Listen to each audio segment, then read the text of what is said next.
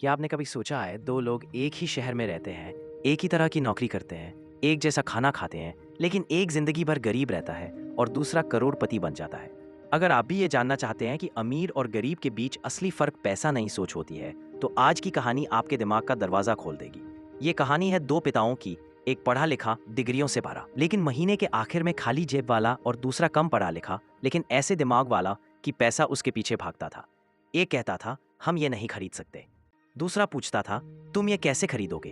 दो लोग, दो सोच, और इनके बीच फंसा था एक बच्चा जो आगे चलकर दुनिया को समझाएगा कि असली अमीरी बैंक बैलेंस में नहीं, दिमाग में होती है। आज हम खोलने वाले हैं रिच डैड पुअर डैड की वो कहानी जिसे पढ़कर दुनिया की सोच बदली है और शायद आपकी भी बदल जाए। तैयार हो जाइए क्योंकि अब शुरू होती है आपकी फाइनेंशियल जिंदगी की सबसे बड़ी कहानी, स्टेबल नॉलेज के साथ। अध्याय 1, अमीर पिता गरीब पिता। रॉबर्ट कियोसाकी अपने दो पिता आकारों की कहानी सुनाते हैं। एक उनके असली पिता जिन्हें गरीब पिता कहते हैं, और उनके मित्र माइक के पिता जिन्हें अमीर पिता कहते हैं। दोनों के पैसों के नजरिए बिल्कुल अलग थे। गरीब पिता का मानना था कि पैसों से प्रेम सभी समस्याओं की जड़ है, जबकि अमीर पिता कहते थे कि पैसों की कमी ही समस्याओं की असली वजह है। इस तरह रॉबर्ट बचपन से ही उलझन में था कि किसकी बात माने। गरीब पिता आमतौर पर कहते थे हम ये नहीं ले सकते, वहीं अमीर पिता इसे बिल्कुल बर्दाश्त नहीं करते थे।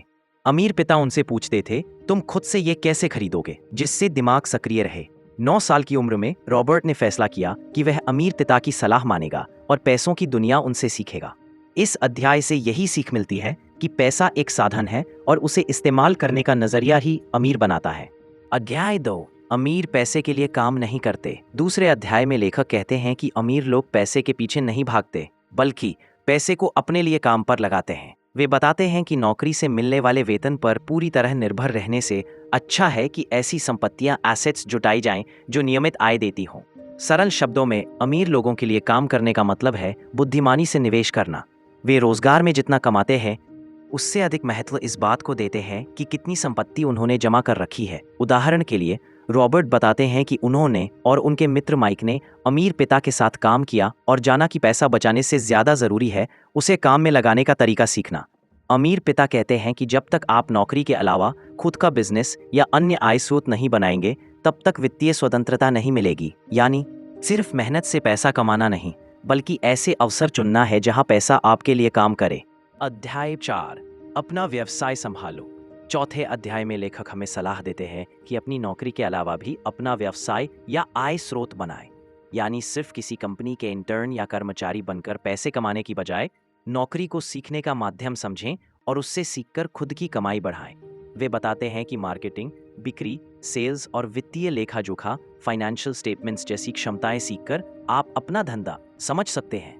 सरल भाषा में कहा जाए तो रॉबर्ट कहते हैं कि नौकरी के साथ अपना व्यावसायिक बुद्धि, व्यवसाय की समझ भी जगाए रखें, ताकि एक दिन आप नौकरी छोड़कर अपने पैसे को अपने हिसाब से बढ़ा सकें। अध्याय 5, करों का इतिहास और कंपनियों की ताकत। 5वें अध्याय में लेखक समझाते हैं कि अमीर लोग टैक्स कर के मामले में कैसे फायदेमंद रास्ते अपनाते हैं। उन्होंने बताया कि कॉर्पोरेट स्ट्रक्चर, कॉर्पोरेशंस की मदद से अमीर अपने टैक्स को कम कर लेते हैं। उदाहरण के लिए एक बिजनेस मालिक अपने खर्चों को टैक्स से पहले घटा लेता है, जबकि एक नौकरी पेशा टैक्स देने के बाद अपना पैसा खर्च करता है। सरल भाषा में कहा जाए तो कंपनियों में पैसा चलाकर अमीर पहले अपने बिजनेस के खर्चों को काटकर टैक्स भरते हैं, इसलिए उनकी कर देयता कम हो जाती है। इस अध्याय का उद्देश्य हमें ये सिखाना है कि टैक्स की बुनियादी जानकारी और कॉर्पोरेट कानून की समझ रखने से हम भी टैक्स बचाने की रणनीति बना सकते हैं। अध्याय 6, अमीर पैसे का आविष्कार करते हैं। छठे अध्याय में लेखक बताते हैं कि अमीर लोग पारंपरिक तरीकों से पैसा कमाने के बजाय पैसे का नया तरीका ढूंढते हैं, यानी वे वित्तीय बुद्धिमत्ता और रचनात्मक सोच से काम लेते हैं। रॉबर्ट कहते हैं कि सफल लोग समस्याएं देखते हैं और फिर उनके समाधान से पैसे कमाने का तरीका निकालते हैं। उदाहरण के लिए जब बाजार में कोई जरूरत या कमी होती है तो अमीर लोग वही अवसर खोजकर नई स्कीम या बिजनेस शुरू कर देते हैं। सरल शब्दों में अमीर लोग पैसे बना लेते हैं, वे नई संपत्ति बनाने और नए बुनियादी ढांचे तैयार करने से रिच होते हैं। अध्याय 7, सीखने के लिए काम करें, पैसे के लिए नहीं। 7वें अध्याय में रॉबर्ट कहते हैं कि नौकरी इसलिए चुने कि उसमें सीखने को मिले, सिर्फ तनख्वाह के लिए नहीं। उनके गरीब पिता कहते थे कि रिस्क मत लो, खूब पढ़ाई करो और सुरक्षित नौकरी पकड़ लो, जबकि अमीर पिता कहते थे कि पढ़ाई के साथ साथ ये भी सीखो कि पैसा कैसे काम करता है। अमीर पिता हमें बताते हैं कि पैसों के लिए काम मत करो, बल्कि पैसों को अपने लिए काम पर लगाना सीखो। इसीलिए रॉबर्ट स्वयं भी कई नौकरियां बदलकर नई नई स्किल हासिल करते रहे। इन अनुभवों से उन्होंने सीखा कि जितना ज्ञान बढ़ेगा उतना काम आपके लिए आसान हो जाएगा।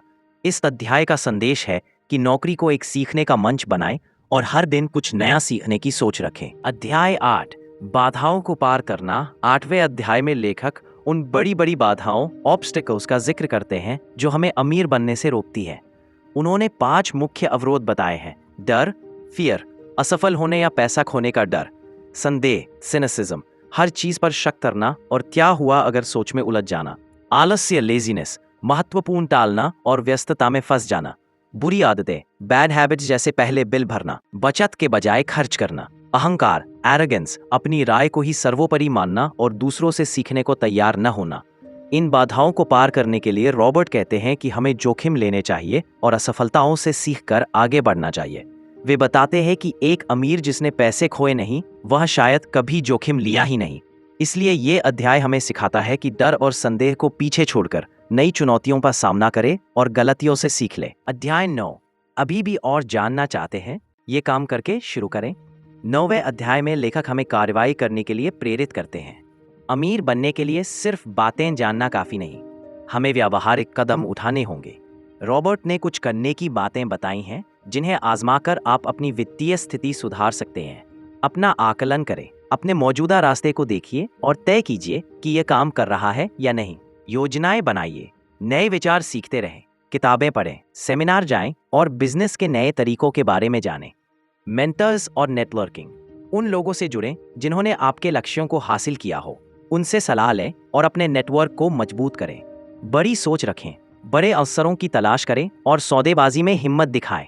हमेशा पूछताछ करते रहें और किफायती डील करें। इतिहास से सीखें, प्रेरणा के लिए सफल बिजनेसों की शुरुआत देखिए। छोटी शुरुआत को लेकर डरे नहीं, बड़े लक्ष्य के साथ कदम बढ़ाएं। अभी कदम उठाएं, विलंब मत करें, यही सही समय है कुछ नया करने का। छोटे से छोटा कदम भी चलने की शुरुआत है। लेखक इस अध्याय के अंत में बार बार अध्याय 10, सीखने का सफर। अंतिम अध्याय में रॉबर्ट कियोसाकी कहते हैं कि वित्तीय शिक्षा का सफर कभी खत्म नहीं होता। वे फिर से जोर देकर कहते हैं कि पैसों के खेल को समझने के लिए हमेशा सीखते रहना चाहिए। उन्होंने अपने अनुभव साझा करते हुए पाठकों को प्रेरित किया कि वे खुद अपनी वित्तीय तकदीर लिखें, जोखिम लेने से न डरें और ज्ञान बढ़ाते रहें। इस अध्याय का सार यही है कि अगर आप अमीर बनना चाहते हैं तो अपनी आर्थिक बुद्धि को लगातार निखारते रहें। इसी से आपका सीखने का सफर जारी रहेगा। अगर आपको यह वीडियो पसंद आए तो स्टेबल नॉलेज को लाइक, शेयर और सब्सक्राइब जरूर करें और कमेंट में बताएं अगली कौन सी किताब की कहानी सुनना चाहेंगे। फिर मिलेंगे ऐसी ही दमदार किताब के साथ। तब तक सीखते रहें, बढ़ते रहें।